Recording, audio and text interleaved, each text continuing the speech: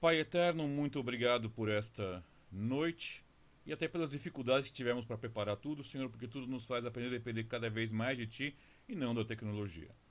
Senhor, nos guia neste estudo, nos guia neste compartilhar de ideias que vamos ter agora à noite e que possamos entender claramente o que Tu desejas para nós. Em nome de Cristo eu oro. Amém. Muito bem, pessoal. O tema de hoje, tá? O tema de hoje, tá? São o que? Os credos. Aí muitas pessoas falam, credo? Um credo?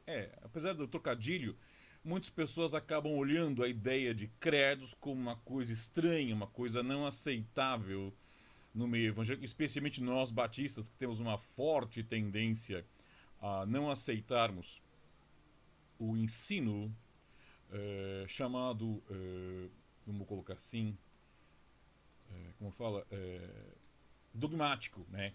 A gente tem uma posição, nós somos do contrário. Mas o que eu quero que vocês entendam, a gente vai trabalhar com isso não só esta noite, mas várias noites, é que existe uma importância, uma necessidade de entender. Então, na verdade, nós vamos pegar esses credos e vamos analisar à luz da palavra de Deus. Quando eu comecei, quando me veio a ideia de começar a trabalhar, eu pensei que eu já ia entrar direto com o credo, trabalhar com isso, mostrar para vocês, e assim, assim, assado, de outro jeito, papá. Só que eu comecei a estudar a coisa com mais calma e acabei chegando a uma conclusão que eu acho que é importante. Qual que é a conclusão? A conclusão é que nós precisamos entender um pouco da história disso. Então, talvez para alguns possa parecer meio chato esse estudo ao começo, mas eu quero que entendam que é necessário essa compreensão histórica. Tá? Por isso que, inclusive, foi importante que eu pegasse todo o material e colocasse todo o material de forma em imagens para vocês entenderem, tá bom? Então, o primeiro ponto é o seguinte: nós vamos começar pensando, em cima da palavra de Deus, Romanos 10, 10. Visto que com o coração se crê para a justiça e com a boca se faz confissão para a salvação, de acordo com a Almeida Corrigida Fiel, que eu uso sempre e recomendo o uso a todos. Então você começa entendendo que é a necessidade de comunicar uma coisa que nós cremos, uma coisa que nós entendemos, uma coisa que nós estamos dizendo ser a nossa verdade. Será que nós estamos entendendo isso? Será que nós estamos vivenciando isso? Paulo orienta, guiado pelo Espírito Santo, que a escrever que com a boca se faz confissão para a salvação. Ok, pessoal. Deixa eu lembrar a todo mundo, a gente está meio desacostumado com a ideia de estudos online. Pessoal, pode mandar pergunta pelo meu canal de WhatsApp, pelo meu WhatsApp, tá? Eu vou pedir que o Aslan, se ele puder, coloque no bate-papo aí do Facebook o meu número de telefone com código de área, né? Para que as pessoas possam entrar em contato comigo. Ó, pessoal faz pergunta, tá legal? Hoje eu estou com um pouco de dificuldades aqui, tá? Mas vamos tentar fazer. Falaram que o som tá baixo. Ou vamos tentar melhorar o som. Não sei se eu consigo aqui. O som já está no volume máximo aqui. Eu vou tentar falar mais alto, tá? Vou tentar falar um pouco mais alto. Porque a gente perdeu toda a configuração na máquina, então foi um trabalho muito complicado colocar tudo em ordem de novo, tá legal? Muito bem. Ok. Então, Romanos 10 nos ensina isso, fala sobre isso. E vamos começar a entrar na matéria propriamente dita. A primeira pergunta é: o que é um credo? Você sabe o que é um credo? Você já parou para pensar no que é um credo? Em tentar entender essa informação, o que é um credo? Tá. A resposta a essa pergunta vai depender de qual a perspectiva teológica da pessoa que vai responder. Como assim, pastor? É verdade. Para alguns, um credo será uma coisa. Para outros, será outra coisa. Aí você tem aqui o que? ICAR. Para quem não sabe o que é ICAR, é a Igreja Católica Apostólica Romana. Os reformados, presbiterianos e outros grupos. Os luteranos e a história. Mas além de todas essas perspectivas particulares de alguns grupos, também tem a perspectiva nossa como batistas. Então nós precisamos parar para avaliar como cada um desses grupos também entende um que é um credo. Então, se você quiser colocar nesse inteirinho aqui, nesse meio tempo, olha, eu acho que credo é isso aqui, eu acho que credo é aquilo, né? Pessoal, não tem uma ideia de certo e errado aqui no momento. A ideia é aprender. Então, é melhor você colocar a tua dúvida para fora e depois a gente resolver do que você ficar engolindo uma dúvida aí, tá bom? Porque às vezes a tua dúvida é de um monte de gente. Então, o que, que é credo, Vitor? Olha, credo, uma definição, digamos, mais simples e geral. Um credo pode ser definido como o conjunto de crenças comuns e fundamentais de um ou mais grupos. Normalmente está relacionado a questões de religião e espiritualidade. Como assim, normalmente? É porque hoje, por exemplo, algumas empresas, algumas instituições acadêmicas, algumas instituições esportivas, pegaram o conceito de credo e trouxeram. O nosso credo é este. Mas, na verdade, o credo, a palavra credo, a princípio era vinculada somente a questões religiosas e espirituais. Então, um grupo religioso, qualquer que seja, definia, escrevia e dizia: ó, nós cremos nisto. Até hoje, as denominações de vários segmentos, sejam cristãos, sejam não cristãos, normalmente tem um documento que chama assim: nisto cremos, ou nosso credo, aqui está o que cremos. Ela busca expressar o quê? Exatamente aquilo que cada segmento entende ser a verdade. O Pablo colocou: o termo credo também é aplicado à credulidade. Mas nesse caso aqui não é a questão, porque aí o credo é de eu acreditar. É um aspecto muito pessoal, Pablo, mas tá certo a sua colocação. Neste caso, eu coloco bem claro que a reação e a relação é referente a conceitos religiosos e espirituais. Algumas pessoas vão expressar aquilo que elas pensam ou aquilo que elas acham que é. Tá bom? Ok. Entendido esse primeiro ponto, pessoal, tem dúvida? Ficou claro? Você repetir? Ficou confuso? Muito acadêmico? Eu estava até preocupado, eu até falei com o Asan, que ele acaba sendo o meu ajudante aqui, né, na questão da preparação do material, se isso poderia ser talvez visto como muito acadêmico, tá? E pouco prático para a igreja. Então, se você acha que está muito complicado, muito fora da realidade, dá um toque, tá bom? Muito bem. Além desse ponto aqui, nós vamos ter que dizer: um credo deve ser entendido como a confissão de fé de um grupo em um determinado momento da história. Então, eu não posso olhar para o credo, tá? Se eu não entender ele claramente como sendo um momento na história e entender o que representou naquele momento na história. O que eu estou falando com isso? Infelizmente, algumas pessoas acabam, tá, entendendo o credo como uma coisa maior ou diferente do que é. Tá bom? Opa, houve um problema aqui no meu áudio. Tá, muito bem. Acertamos aqui. Tá. Então, alguns acham, eu vou tratar daqui a pouco disso, que o credo é mais do que a expressão temporal e geográfica daquilo que se acredita. Como assim, temporal e geográfica? Pessoas num certo lugar, num certo momento da história, que pode ser um dia, um mês, um ano ou anos, se juntam, discutem, debatem, conversam e falam: nós cremos desta maneira. Então, em si, o credo não é errado, mas o credo ele é circunscrito, ele é limitado, ele é inserido dentro de um conceito de tempo e um conceito de área geográfica. Por isso, por exemplo, se você pegar, mesmo entre nós batistas, se você pegar o credo dos batistas brasileiros, não é o mesmo credo dos batistas ingleses, basicamente é parecido, mas vai ter um ponto ou outro diferente. E mesmo dentro dos corpos batistas, o que são corpos batistas? A Convenção Batista Brasileira é um corpo. As igrejas batistas regulares é outro corpo.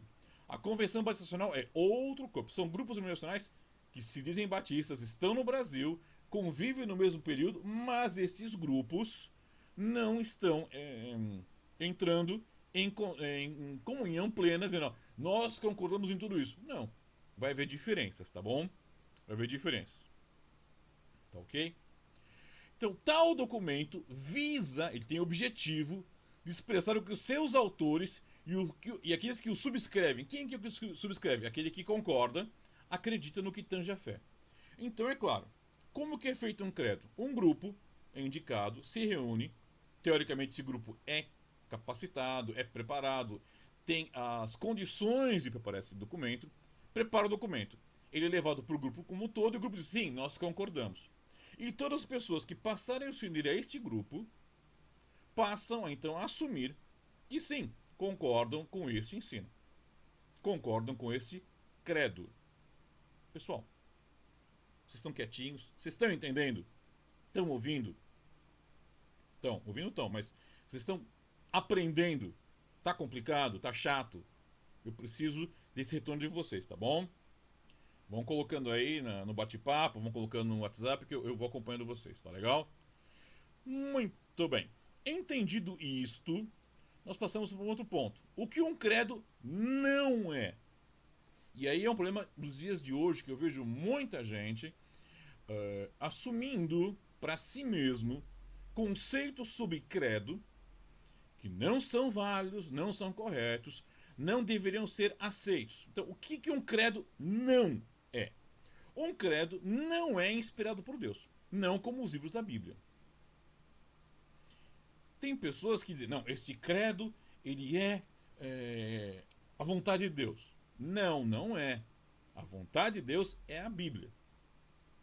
Inclusive, nós temos esse mesmo problema com outras coisas. Tem pessoas que, por exemplo, acham que ao escreverem uma canção foram inspiradas por Deus. Não, querido, você teve base no texto bíblico, você teve base na sua vivência, mas isso não é inspiração divina. Por quê?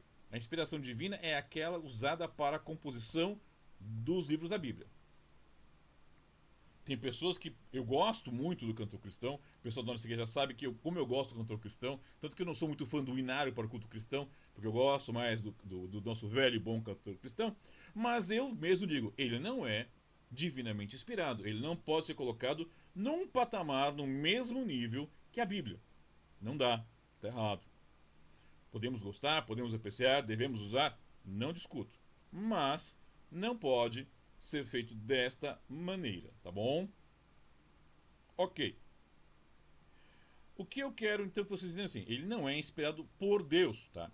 Ele não é sagrado. Como assim não é sagrado, pastor? Não, não é, porque ele não foi escrito pelo próprio Deus. Mas o que foi escrito pelo próprio Deus? As tábuas da lei entregues a Moisés. Elas foram escritas pelo próprio Deus. Tá bom? Eu não posso dizer, mas eu acho que isso aqui é, né? Não.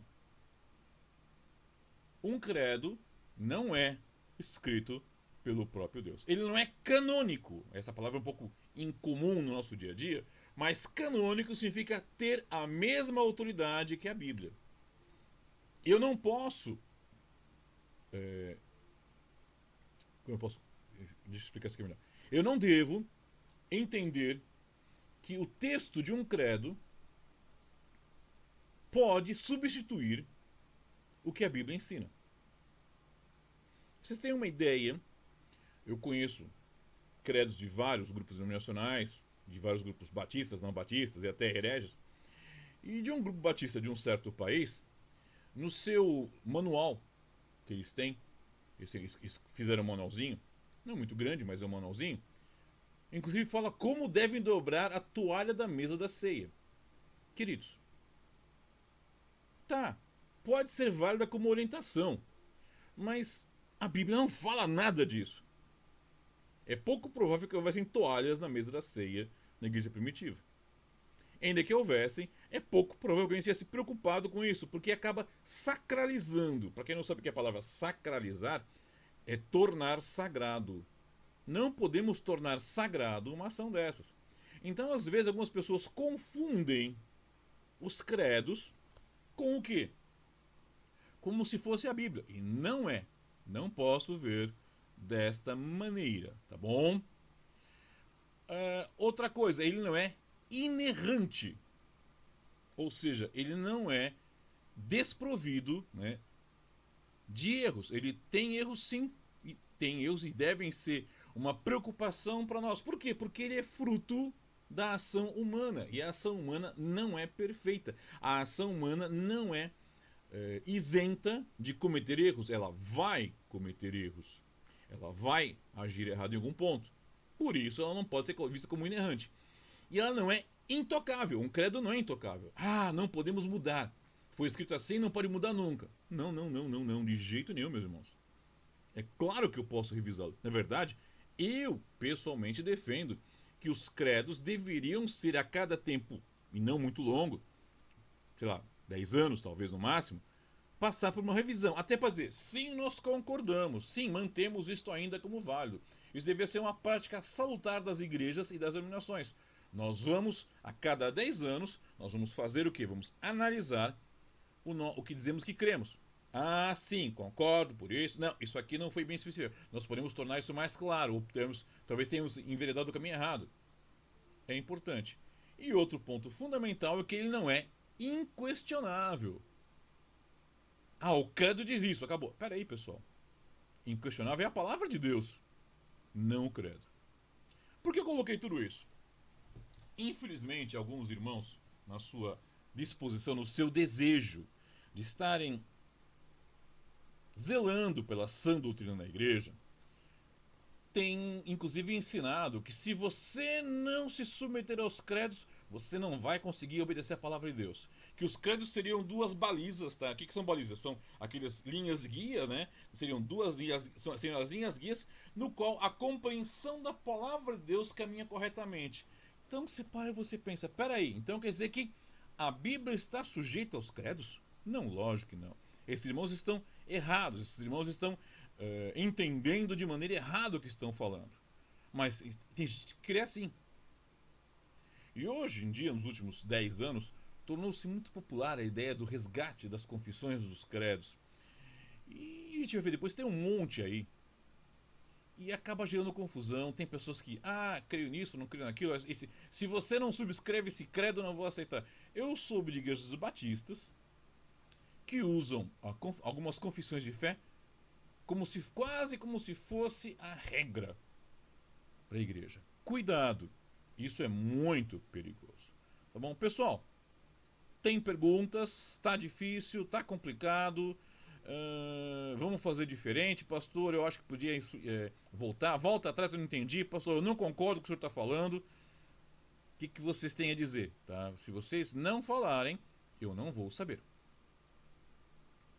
Alguém quer fazer algum comentário? Alguém quer colocar alguma coisa? Eu gostaria muito de ver qual está sendo a compreensão de vocês sobre tudo isso aqui. Tá bom? Dá um tempinho para o pessoal poder opinar, falar, né? Expressar. Vamos ver se alguém falou alguma coisa. O Wesley colocou um exemplo de credo seriam os mormons, né? Eles têm o credo deles. Os adventistas também têm o credo deles. Tá difícil eu pegar aqui, né? Eu tenho aqui, inclusive aqui. Aqui está. Por isso que eu gosto de ficar perto da minha biblioteca, porque aí eu posso mostrar.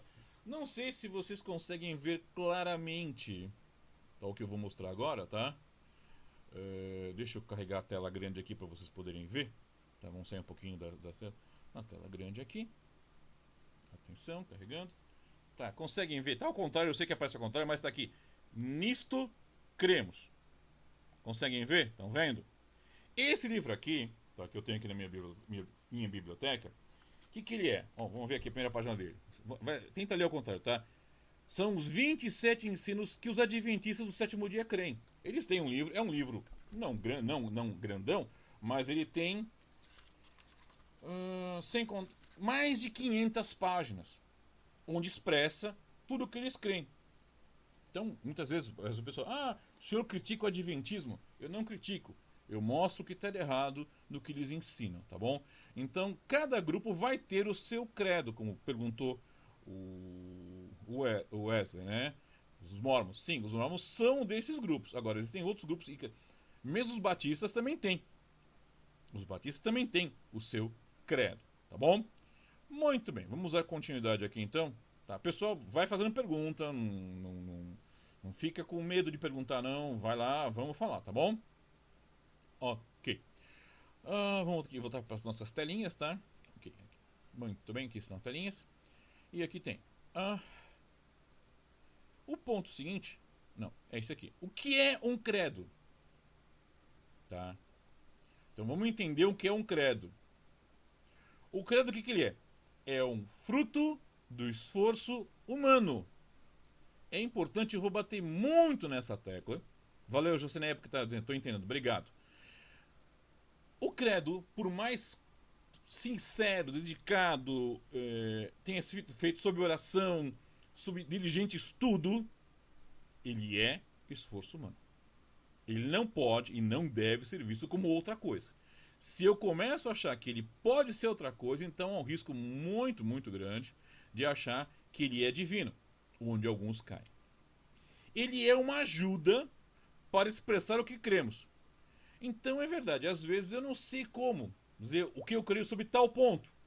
E aí, os teólogos, os pastores, os líderes do grupo religioso se organizam, se reúnem e aí vão lá: olha, é assim, esse nosso ponto de crença funciona dessa maneira. E vão escrever: cremos deste modo.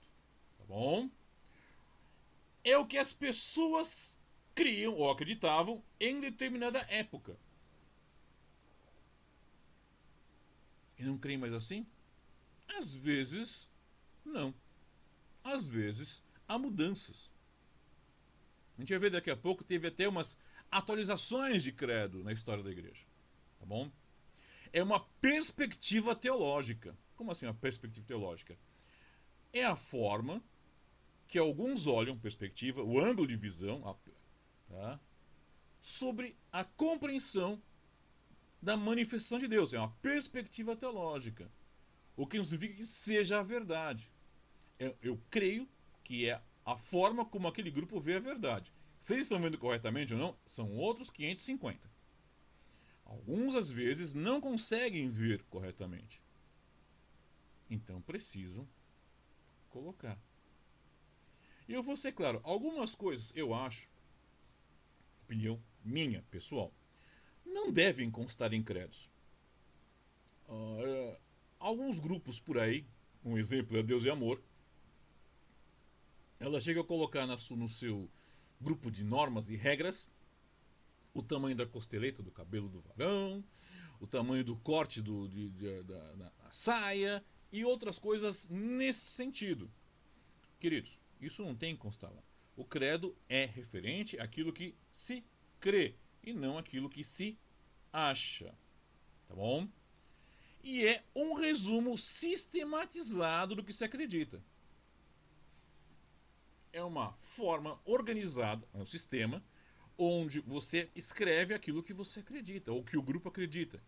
Se você não compôs o credo, então você, ao se unir a um grupo, você está subscrevendo.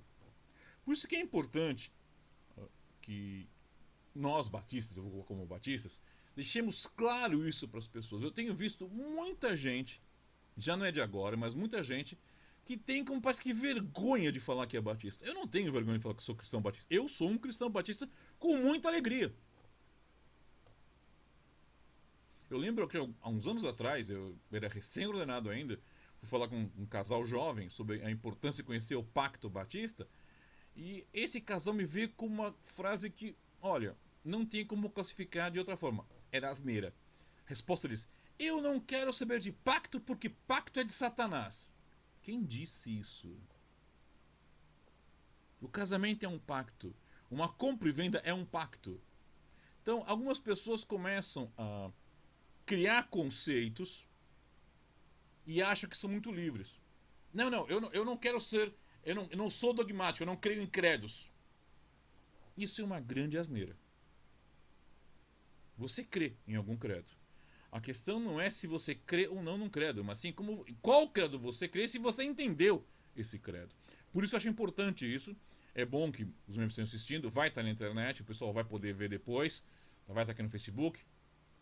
É importante que você possa estar entendendo todo esse conceito, tá bom? Perguntas, colocações, dúvidas, tá tudo bem? Sem crise nenhuma, vamos avançar então, tá bom? Através da história, grupos cristãos escreveram diversos credos. Nós temos diversos credos. Alguns foram aceitos pela maioria, mas outros foram questionados e substituídos e até rejeitados por alguns grupos. Um grupo fez, não concordo. Inclusive, alguns credos foram parte do motivo da divisão do cristianismo em vários segmentos. É verdade que em alguns momentos o pessoal que foi e se dividiu é porque defendia uma heresia, mas o credo que definiu isso. Não estou dizendo que o credo está errado, ele está certo, porque ele colocou um limite. O credo acaba sendo isso, um limitador, um parâmetro. E nós precisamos, mas a gente não gosta, indica que não é legal, nós precisamos de parâmetros. Alguns dos credos foram escritos para expressar o que se acreditava, outros para evitar desvios doutrinais, e uns por terem refutado heresias. Uns são lembrados sempre, outros foram esquecidos com o tempo. É verdade que muitas vezes algumas pessoas começaram simplesmente a esquecer. Vamos fazer uma pequena provinha surpresa para quem está aqui assistindo nossa live. Escreve aí algum credo que você conheça. Coloca aí no comentário. Eu sei desse credo aqui. Vamos ver quem conhece. Eu vou colocar daqui a pouco na tela, vocês vão ver alguns que é provável que vocês nunca tenham visto ou ouvido falar. Mas fazem parte da história e tem sua importância. Tem sua importância sim. Eu dei aula há muitos anos em alguns seminários da matéria de História da Teologia e História da Igreja. Então eu não sou um especialista, um expert, mas conheço um pouco da matéria e posso falar. E aí? Alguém quer arriscar colocar o nome de um credo aí? Alguém quer arriscar dizer, olha, eu lembro desse credo aqui, não sei. Não? Estão. Paulo Co, o New Hampshire é uma das confissões.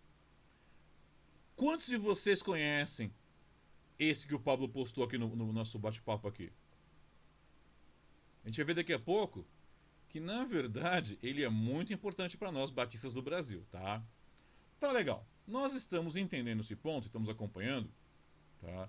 E aí, entendendo os porquês que foram escritos, os motivos que foram escritos, nós passamos a entender também, e podemos ver agora, que na história alguns credos foram famosos, tá? Eu vou colocar aqui para vocês alguns credos que foram famosos. Talvez um dos mais famosos, tá, tenha sido o Credo Niceno, que foi escrito em 325, tá aí na telinha para vocês. Ele foi escrito para definir o conceito de trindade e para rejeitar o arianismo. O que é arianismo, pastor? É dos nazistas? Não. Por mais que pareça, não tem nada a ver. Tem a ver com um cara chamado Ário, daí que vem arianismo. Ele era um bispo. E ele estava tão preocupado em evitar que o povo caísse no politeísmo, que é tão comum na época dele, que ele começou a defender que Cristo não era Deus. Ele era um ser criado, mas deveria ser adorado. Aí a igreja se reuniu, teve Atanásio, foi um dos que foi completamente contrário a ele. Tá? A discussão não foi de um dia, não foi longa, foram um longo tempo discutindo. E aí definiu isso. Não, está errado. O que Ário está falando está errado. Foi aí que foi, não é que foi criado, entendam bem claro, foi definido o conceito de trindade. Por quê?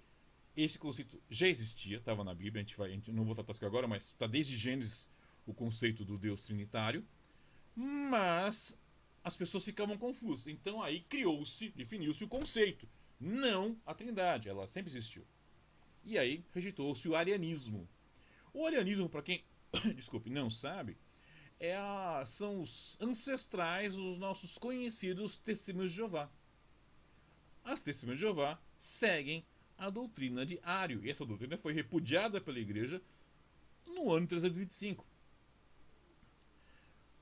Vamos ter o credo apostólico, que vai ser o primeiro credo que a gente vai estudar em detalhes nas outras aulas. O credo apostólico é de mais ou menos 340. E é interessante, pelo que eu já tenho pesquisado e estudado, é que ele era visto como um catecismo batismal. Como assim? Ele era uma série de perguntas que esperavam uma resposta do candidato ao batismo. Eu achei muito interessante. Muito interessante. Em 381 foi criado o Credo Niceno-Constantinopolitano. O que é nome estranho? É nome estranho, complicado. Constantinopolitano. Houve uma nova reunião agora em Constantinopla. E aí, eles foram fazer o quê? Porque estava havendo uma discussão, alguns estavam querendo forçar a aceitação ou um meio termo com os arianos, os seguidores de Ario. E aí se reuniu o credo e falou: não, não, não. Eles reforçam o conceito, tá? Uma revisão do credo niceno.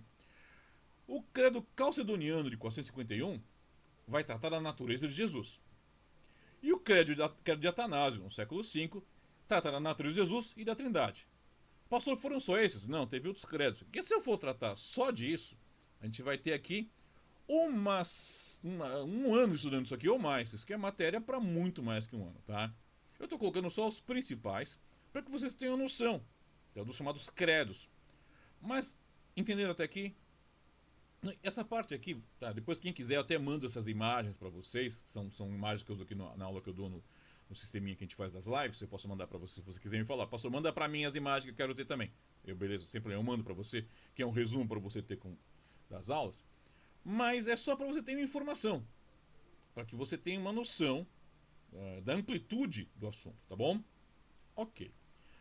Contudo, além dos credos, nós também temos as confissões, que basicamente é a mesma coisa. Se usa a palavra confissão, mas na verdade ela é a mesma coisa que um credo. E aí tem uma coisa bem interessante que é importante para nós, tá? Batistas, tá? Chamados conservadores ou da velha guarda, né? Os batistossauros, como alguns nos chamam, tá? Você vai ter das chamadas confissões modernas, ou seja, pós-período reforma e mesmo pré-reforma, você vai ter a mais antiga, não foi a luterana. A mais antiga foi a anabatista, que é a confissão de Schleitheim. Nome estranho, difícil, eu sei que é a floresta, a região onde se reuniram. Essa eu vou tratar em detalhes também mais para frente. Em 1530, foi a de Augsburg, que é usada até hoje pelos luteranos. Para eles é a confissão de fé deles. Ela foi composta com Lutero, mostrando o que eles criam. Os reformados franceses, alguns anos depois de Lutero, escreveram a Galicana. Tá? Por que Galicana? São galos. Galos, na verdade, é a região da Gália, né? Antigo nome da região dos povos que habitavam a região da França. Tá? Os reformados Países Baixos, Holanda, Bélgica, criaram a confissão belga. Um grupo que não era luterano, mas era reformado em linha mais próxima do calvinismo, em 1563 faz a confissão de Heidelberg. E uma que o Paulo comentou aí, que eu vi no bate-papo, que é de Westminster, de 1648, que é dos puritanos ingleses e presbiterianos escoceses. Eu estava até lendo, estudando, comprei um livro uns dias atrás, tá aqui, estava lendo, estou estudando, que é, deixa eu voltar para a tela grande, senão ninguém vê, né? Na tela pequena ninguém vai chegar direito, tá? Vamos lá, esse aqui, tá? John Knox, o patriarca do presbiterianismo. Esse carinha aqui da foto aqui, esse barbudinho aqui, carinha de bravo, tá? Ele é tido como líder inicial, o grande organizador dos presbiterianos. Esse é um livro que eu comprei, muito interessante, estou gostando muito de ler ele. Ele é muito legal. Tá? Então, os presbiterianos criaram a confissão de Westminster, junto com os puritanos ingleses. Tem outras confissões, também não estou tratando de todas, tem mais um monte aí que foram sendo criadas. Mas essas são. E por que eu estou falando dessas aqui em especial? Mais da Schleitheim, Augsburg, Heidelberg, a belga e Westminster. A galicana é pouco conhecida, tá? As outras, elas acabam sendo importantes porque hoje em dia, atualmente, no século XXI, 2021, tá? Nós temos, né, 2020 ainda já para 21, né? Já estamos quase lá, né? Nós estamos, tem muita gente que, não, eu sigo essa confissão. Outro dia eu estava numa livraria teológica, onde eu sempre compro, eu estava me divertindo porque estavam brigando, os atendentes estavam brigando. Não, porque eu sigo a belga, né? Eu sigo a Heidelberg, eu prefiro a Westminster, eu não sei o que. Aí vem assim, pastor, qual que o senhor segue? Eu falei, eu sigo a Bíblia. Não, pastor, sem gracinha, das confissões, qual o senhor prefere? Eu falei, se eu tiver que escolher, eu vou escolher Schleitheim. Aí eles pararam, olharam pra minha cara, qual? Sugiro que pesquisem. Por quê? essa é de linha Anabatista, que é, eu não nego, falo isso para todo mundo, eu sou um batista de linha Anabatista. E você vai entender depois por quê quando mostrar sobre essas confissões. Então aqui também é só mais para vocês terem informações, terem uma referência, saberem, né? Tem, eu sei, eu já ouvi esse nome, quando fala confissão belga, sei, da região dos Países Baixos, reformados. Você vai ter uma relação, tá bom? Então, pessoal, deixa eu ver se tem alguma pergunta aqui, eu tô aqui. Ah tá, o Wesley já pediu. Eu mando o material sim, mando pra você, Wesley, tá? Que se alguém mais quiser esse material, tudo, todas as imagens, eu mando pra vocês, tá bom? Além de você ter o vídeo pra você poder ver no Facebook, tá legal? Eu mando pelo WhatsApp pra vocês, tá legal? Quem tiver o seu WhatsApp, eu posso mandar direto. Quem não tiver, tá assistindo, manda pra mim, então me manda o teu WhatsApp, tá legal? Muito bem. Agora, entendendo isso, tá? Além da confissão de Schleitheim, vamos tentar agora focar nas que interessam para nós, tá? Batistas, em especial da Convenção Batista Brasileira.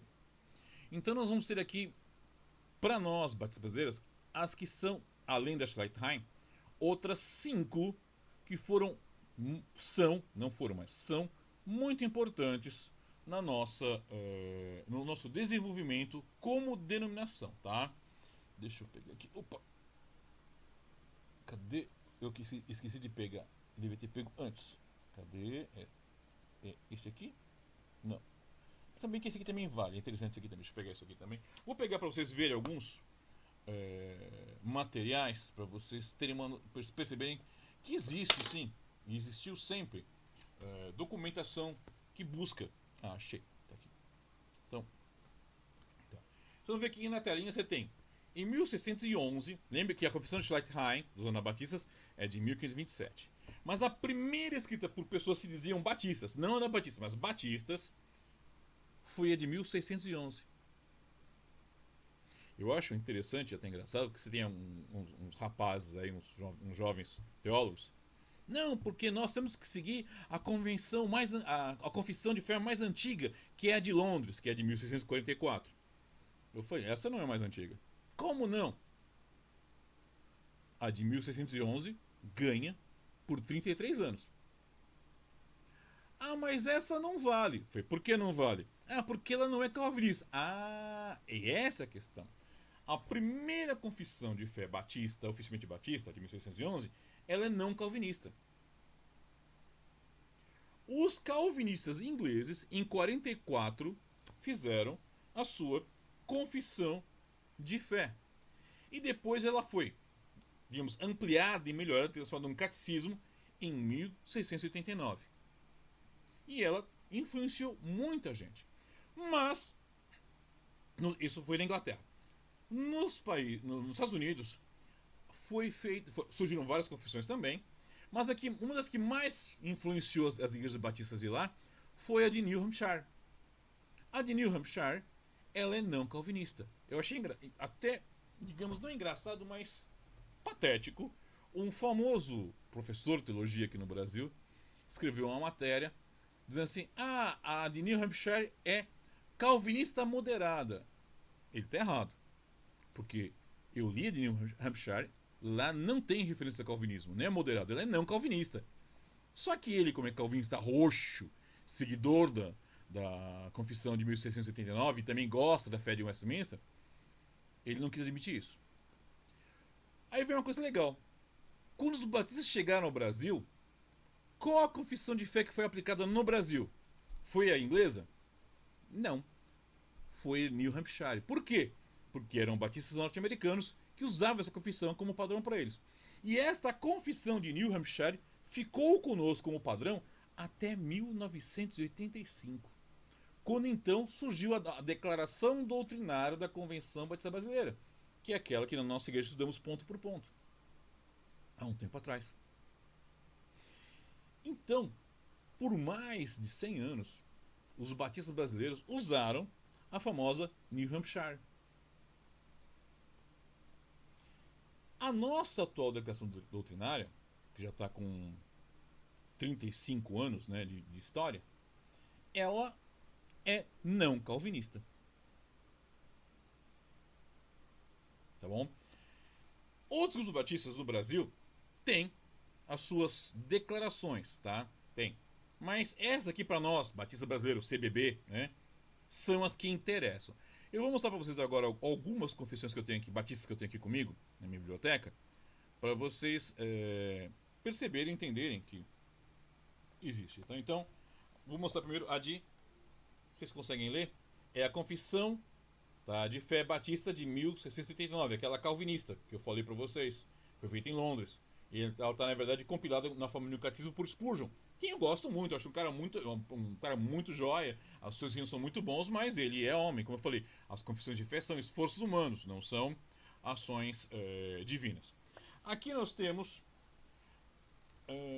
na verdade, é um trabalho, tá, sobre um pastor batista, que é o Vieira Rocha, mas aqui ele vai usar a expressão rume prumo, tá vendo aqui, rume prumo. E esse é o nome que se usa para nossa forma de pensar, nosso guia dentro da Confissão Batista Brasileira. E essa aqui, tá? Não sei se vai conseguir ler direito, que tá, a impressão foi montaram em cores similares, mas é Manual de Adestramento. Isso aqui é da União Batista Boliviana, tá? Então aqui também tem as suas regrinhas, tá? Tá aqui. Então eu tenho tentado juntar documentos através da minha vivência para poder analisar, entender e conhecer melhor, tá? Voltamos para as telinhas, tá? Então nós temos essas confissões de fé aqui, que pesam para nós. A nossa atual é a Batista de 1965. Pessoal, alguma pergunta? Deixa eu ver se surge uma pergunta aqui, tá? Alguém tá com dúvidas? Alguém quer colocar alguma coisa? Estou aqui para explicar, tá? Legal. Muito bem. Vamos avançando um pouquinho mais. Qualquer coisa, se quiser voltar na pergunta, volta. Ah, pastor, volta isso aqui. Eu volto, não tem problema nenhum. A ideia é ensinar, tá legal? Bom, por que eu tenho que aprender sobre tudo isso aqui? O que afeta na minha vida espiritual? Pastor, isso aqui não é pregação, isso aqui é encheção de linguiça, o senhor não está ensinando. Pessoal, calma. Não se exasperem, tá? A falta de compreensão do que cremos e o que nos leva a crer dessa forma tem gerado uma grande quantidade de deformidades no modo como expressamos nossa fé. Hoje nós temos visto pessoas ensinando barbaridades dos púlpitos. Hoje mesmo, o senhor Ed Renikiewicz compartilhou no seu Twitter, tá, um texto que é o seguinte, vou ler, tá, para vocês. Jesus nos pediu várias vezes que o seguíssemos, e nenhuma vez que o venerássemos. A frase não é dele, é de um cara chamado Richard Rohr. Richard Rohr é um místico entre cristianismo, hinduísmo, budismo, mais um monte de coisa, tá? Então você tem aí esses absurdos. O mesmo Ed Renikiewicz falou recentemente que precisava atualizar a Bíblia, né, para quem não lembra, tá? Aí você vai ter tá? Gente ensinando a exigir de Deus, a obrigar a Deus, a cobrar de Deus, né? Esses hereges têm, sem contar as próprias seitas, como Adventismo, Proteção de Jeová, Mormonismo e outros. Nós temos visto. E tudo isso é consequência, é resultado das pessoas não saberem o que creem. As pessoas não conhecem o que creem. Os pastores não estão ensinando. Isso vale até para o pastor Batista. Tem pastor Batista que só passa aquela mensagem de autoajuda. Aquela mensagem vazia. Isso leva as pessoas a não entenderem a verdade da palavra de Deus. E isso é muito triste. Muito triste, tá? Muito triste. Muito bem. Além dessa questão da deformidade que a gente encontra, surge também um outro probleminha, tá? Que quando não entendemos e não somos prontos para entender o que cremos, nós incorremos em erros no ensino da palavra de Deus. E o principal deles, na minha opinião, é não viver o que está escrito na Bíblia. É claro, se eu não entendo, se eu não conseguir compreender o que está sendo ensinado, eu não vou saber viver o que está na Bíblia. E tem muito crente. Eu vejo, há estudos nos Estados Unidos e no Brasil também, em outras partes do mundo, que mostram que um dos momentos mais terríveis na vida de muitos crentes e famílias cristãs é quando os filhos ingressam na universidade. Por quê, pastor? Porque aí eles são Eles não foram ensinados. Vamos ser honestos. Boa parte do trabalho de departamento infantil em muitas igrejas é apenas fazer a criança pintar desenhinho. Nosso departamento infantil tem trabalhado não nesse sentido, tem sido buscado ensinar conceitos. Mas muitos só ensinam a cantar musiquinha, fazer coralzinho e pintar desenhinho. Aí ele vai para os juniores. É mais um pouco disso. Vai para adolescentes, é passeio, futebol, brincadeira. Vai para uma cidade de congresso, música, acampamento. Aí chega na faculdade, ele não sabe nada da fé cristã. Porque não foi ensinado. É falha da igreja. Também é falha dele, porque ele tem 2 perninhas, ele pode ir lá ler, mas ele não faz isso. O que nós vemos em 1 Pedro 3,15? Está aqui na frente de vocês. Antes, santificai ao Senhor Deus em vossos corações, e estais sempre preparados para responder com mansidão e temor a qualquer que vos pedir a razão da esperança que há em vós. Desculpa. 1 Pedro 3,15. Devemos sempre estar prontos para explicar o que cremos. Mas, se não somos motivados, se não temos material, se não nos estimulam a isso, como podemos fazer? Não dá, concorda comigo? A gente não consegue fazer isso. E é importante que nós possamos entender que devemos estar prontos para responder. Tá? Vamos ver se tem alguma pergunta. Não, mas de uma pergunta estamos indo relativamente bem. Tá? Eu acho, pelo menos que vocês estão entendendo. Pessoal, se não está entendendo, eu volto a dizer. Berra aí para poder saber, tá legal? Estamos quase acabando. Muito bem. Apesar de afirmarmos que as confissões de credo são importantes para os cristãos, muitos incorrem no erro de achar que eles são os que mantêm a compreensão da fé cristã dentro do parâmetro bíblico. Já tratei disso, mas estou repetindo por quê? Porque às vezes as pessoas começam a achar que eu tenho que me dedicar a viver a confissão de fé. Não. É bom que você conheça, é importante que você conheça, é útil para o teu conhecimento. Mas ela deve ter, essa confissão de fé, ela tem que ser pautada pela palavra de Deus. A confissão de fé, o credo, apenas nos ajuda a falar aquilo que nós cremos. Para que você não caia naquele famoso eu sei para mim, mas não sei para os outros, que é uma mentirinha disfarçada, mas não serve para ninguém. Você conhecendo o credo, nós cremos desta maneira. Pensamos desta forma, tá bom? Então, como cristãos batistas, é um ponto fundamental para nós que somente a Bíblia, a palavra de Deus, é aceita como pleno e perfeito guia de fé e prática. Somente ela. Mais nada é aceito. Nenhum outro produto da erudição humana pode ser considerado acima, mais importante ou mais eficaz que a Bíblia. É a Bíblia. Eu mostrei para vocês um monte de livro, eu leio um monte de livro, estou sempre estudando. Beleza, ótimo. Mas, se me engano, foi Spurgeon que falou isso. Visite muitos livros, mas more na Bíblia. Tá bom? Ok, pessoal. Espero que vocês tenham curtido, tá? Tenham aprendido alguma coisa.